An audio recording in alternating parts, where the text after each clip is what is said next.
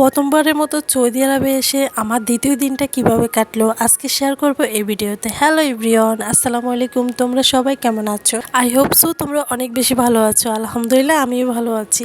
আজকে যেহেতু আমার তেমন কোনো বাজার সাজার করা হয়নি, মোটামুটি যেগুলো প্রয়োজনীয় এগুলো করা হয়েছে। বাই দ্য ওয়ে আর তেমন কোনো বাজার সাজার করাই হয়নি আমার হাজব্যান্ডের। তো সকালবেলা যেহেতু কিছু বানায় খেতে হবে ওই টাইপের কোনো খাবারই ছিল না, তো আমার হাজব্যান্ড পরোটা এনেছিল। হাজব্যান্ড ওয়াইফ দুজনে মিলে নাস্তা করে নিলাম। তো আমার হাজব্যান্ড কাজে চলে গেল, যেহেতু অ্যাবসেন্ট দেওয়ার কোনো সুযোগ নেই। শুক্রবার দিন ছাড়া তাকে আসলে আমার পাওয়ার সুযোগ নেই। প্রথম দিন যেহেতু গোটা একটা দিন আমি কাটাচ্ছি, তো একটু বোরিং ফিল হচ্ছে, তার সাথে মনে একটু খুশিও লাগছে। নতুন একটা দেশে এসেছি সেই বলে কিছু টুকটাক খাওয়া দাওয়া করে নিলাম। তারপর চলে আসলাম থালা বাসন পরিষ্কার করার জন্য, নিজেকে ব্যস্ত রাখার জন্য কাজগুলো খুঁজি আর কি। আসলে কাজ আমাকে খোঁজে না, আরো আমি কাজকে খুঁজে রাখি। আমি বসে বসে কিন্তু মোবাইলে দেখতে পারতাম, কিন্তু আমি ভেবেছি কাজগুলো করে থাকি আমার সময়টাও কাটিয়ে যাবে। এই জায়গায় এসে এত পরিমাণে ঠান্ডা লাগছে, মনে হচ্ছে বাংলাদেশের চেয়েও বেশি ঠান্ডা এখানে। গরম কাপড় চোপড় পরে থাকতে হয়, কম্বল পেঁচিয়ে থাকতে হয়। ভাই আমি শীতটা অনেক বেশি ভয় পাই। আমি শীত তেমন বেশি পছন্দ করি না, কিন্তু শীত আসা মুহূর্তটা আমার ওই সময় ভালো লাগে, কিন্তু ভরপুর শীত আমার পছন্দ না। বাংলাদেশ থেকে আসার সময় আমি হলুদ, মরিচ, জিরা মানে আমার যাবতীয় মশলাগুলো আমি ওখান থেকে নিয়ে এসেছি। অরিজিনাল একদম পিওর, ওগুলো আমি ছুঁড়ে নিজের হাতে করে এনেছি। তার সাথে দেশি মুরগি, হাঁস যাবতীয় এগুলোও নিয়ে এসেছি। বাই দ্য ওয়ে আজকে মুরগি রান্না করব, তার সাথে ডিম ভুনা করব। তো একটা মুরগি ভিজিয়ে নিলাম, তার সাথে ডিম সিদ্ধ করতে বসিয়ে দিচ্ছি। তো আমি একটু আগে আগে কাজগুলো করে নিচ্ছি, জানি না ফার্স্ট টিপ, তো এই জন্য একটু তাড়াতাড়ি সবকিছু রেডি করে নিলাম। এখানে পিস পিস করে মুরগিটা কেটে নিলাম। তো সাইজে একটু বড় হওয়ার কারণে একটু ছোট ছোট পিস করে নিলাম। তার সাথে পেঁয়াজ, মরিচ, টমেটো, আলু এগুলো সবকিছু কেটে কুটে নিচ্ছি। বাংলাদেশে তো বডি দিয়েই কাটতাম, এখানে এখন আবার ছুরি দিয়েই কাটতে হবে। কিচ্ছু করার নাই, পরিস্থিতির সাথে সবকিছু মানিয়ে নিতে হয়। তারপরও আমি চেষ্টা করি সবকিছু একটু সুন্দরভাবে করানোর জন্য। ছুরি দিয়ে যে আমি ভালো কাটতে পারি বিষয়টা কিন্তু তা না, তারপরে আস্তে ধীরে একদম সুন্দর করে কাটার চেষ্টা করি।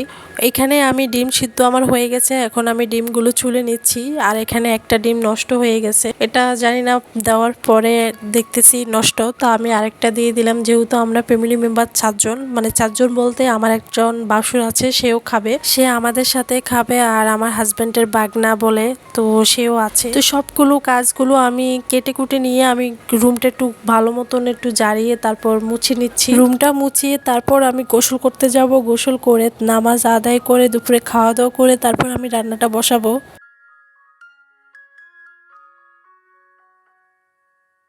এই তো আমার মুরগি বসানোর জন্য তেল দিয়ে দিলাম, এখন দিয়ে দেবো কাঁচামরিচ, পেঁয়াজ, সবকিছু এগুলো ভেজে নিব।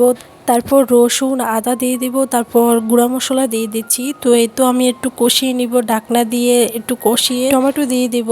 তো এই তো আমার টমেটো দেওয়ার শেষ, এখন আর একটু কষিয়ে নিব, তারপর আমি মুরগিটা দিয়ে দিব।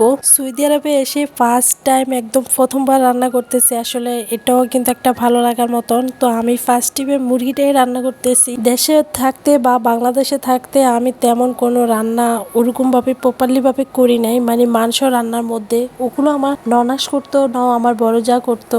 আর এখন তো আমি নিজে সাহস করি, সব ধরনের রান্না করার চেষ্টা করি।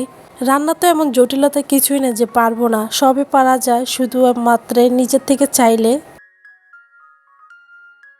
এই তো মাশাল্লাহ খুব সুন্দর একটা স্মেল আমি পাচ্ছি, আমার রান্নাটা কিন্তু অনেক সুন্দর কালার হয়েছে। আর এইদিকে আমি ডিমগুলো একটু হালকাভাবে ভেজে নিচ্ছি, তারপর একটু রসুন দিয়ে পেঁয়াজ মরিচ দিয়ে আমি এটা ভুনা করে নিব। যাই হোক, মোটামুটি আমার রান্না বান্না শেষ হয়ে আছে, এখন বিকাল 5টা বাজে। আমার হাজব্যান্ডও আসার সময় হয়ে গেছে, তো যাই হোক আমি তার আসার আগে সব রান্না বান্না করে নিলাম। আসার পর থেকে আমি একবারের মতন বাইরে বের হই নাই। তো দ্বিতীয় দিন রাতে আমার হাজব্যান্ড এসে আমাকে বলল যে রেডি হও, তোমাকে নিয়ে একটু বাইরে যাব। তো এটা আমাকে আগে বলে রেখেছে যেন আমি রেডি হয়ে থাকি। তো আমি তো তার আসার আগে সব কিছু রান্নাবান্না শেষ করে নিলাম, তারপর রেডি হয়ে আমি চলে আসলাম তার সাথে। তো এখানে টুকটাক আমাদের যে খাবারগুলো লাগবে ওগুলো নিয়ে নিলাম, তার সাথে টুকটাক যা লাগে আমি তো সব কিছু বুঝবো, তো সেই ক্ষেত্রে সে তেমন কোনো কেনাকাটা করে নাই। তো আমি এখানে এসে অনেক সিনেমেক্সের অনেক কিছুই কেনাকাটা করে ফেলছি, কারণ এখানে 5 রিয়ালের দোকান বলে আর কি। তো এখানে যাই কিনবে সবে 5 রিয়াল। আমার হাজব্যান্ড কিছু ইচ্ছা করে কেনাকাটা করেনি যেন আমি আসি তার সাথে, এরকম কেনাকাটা করে কি সেটা এটাই চাইলো আর কি। তো হিসাব করে আমি আমি আমার পছন্দ মতো যেগুলো প্রয়োজনীয় এগুলো কেনাকাটা করে এখন একটা মিরর দেখেছি। আমার তো খুব ইচ্ছা লাগছে যে এখানে ছবি তুলি, কিন্তু মিররটা দেখতেছি অনেক ধুলো পড়ে আছে। এদিকে একটা সানগ্লাস দেখতে গিয়েছিলাম, কিন্তু আমার অলরেডি কিন্তু আছে, আমার লাগবে না। তারপর আমার হাজবেন্ড জোর করে আমাকে এটা নিয়ে দিল। আচ্ছা যাই হোক, বেশ সুন্দর লাগছে, আমাকে পরিয়ে দিল আর কি। এখানে যাই কিনা হোক না কেন সবে 5 রিয়াল, মাঝে মধ্যে আবার 11 রিয়াল এমনও আছে, তবে এটা খুবই কম। বেশিরভাগ 5 রিয়ালের জিনিসপত্র, অন্য অন্য দামেরও আছে, হয়তো বা এটা সীমিত, কিন্তু 5 রিয়ালের বেশি। তো এখান থেকে একটা জালি নিয়ে নিলাম।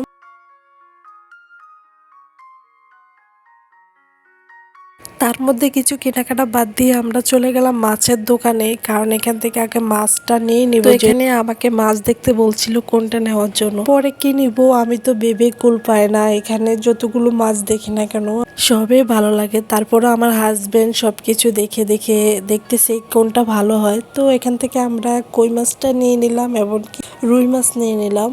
আসার পথে আমি রাস্তা পার হচ্ছি আর আমার ক্যামেরাটা অন, এটা আমি বুঝতে পারি নাই। তো যাই হোক, ভিডিওটা করা হয়ে গেল।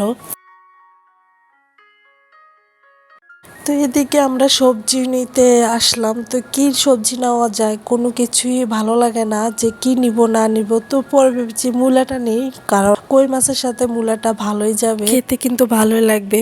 তো এর মধ্যে আমরা চলে আসলাম বাসায়। তো আমি বাসাতে চলে যাচ্ছি। আসার সময় আমি বাসার কোনো কিছু গোছগাছ করে আসি না, তেমন যেভাবে রেখেছি ওইভাবে রেখে চলে এসেছি। যাই হোক, এখানে সবাই মিলে খাওয়া দাওয়া করতে বসেছি। তো ওদেরকে দাওয়াত করা হয়েছে, তো সবাই মিলে একসাথে বসে খাচ্ছি। ভিডিওটা তোমাদের কাছে কেমন লাগছে অবশ্যই একটা লাইক সাবস্ক্রাইব করে দিতে পারো ভিডিওটা ভালো লাগলে। তো এ পর্যন্ত ব্লগ, তোমরা ভালো থেকো, সুস্থ থেকো, আল্লাহ হাফিজ। নেক্সট কোনো ভিডিও তো অবশ্যই তোমাদের সাথে দেখা হয়ে যাবে। Bye bye.